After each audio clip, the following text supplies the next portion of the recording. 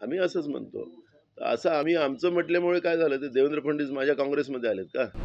मी म्हटलं आमचे मित्र देवेंद्र फडणवीसांना गड्डे महाराष्ट्राचे भरायला ताकद मिळो असं म्हटलेलं आहे.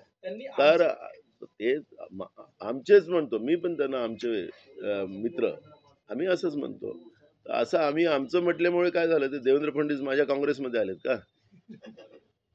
अनर्थ करू नका. हे महाराष्ट्राचं कल्चर आहे आणि महाराष्ट्राच्या कल्चरमध्ये विचाराची लढाई वेगळी होऊ शकतं. पण जे काही संबंध असतात, ते संबंध कायम ठेवायचे हे महाराष्ट्र कल्चर आहे. आणि महाराष्ट्राचं कल्चर आम्ही सांभाळलं तर कोणाला अडचण कशाला असावी? आम्ही विधानसभेच्या रेकॉर्डला ते पण बोलतात आणि मी पण बोलतो. रेकॉर्डला आहे आमचं. त्याच्यामुळे आमची मैत्री ही काही लपलेली नाही महाराष्ट्राला.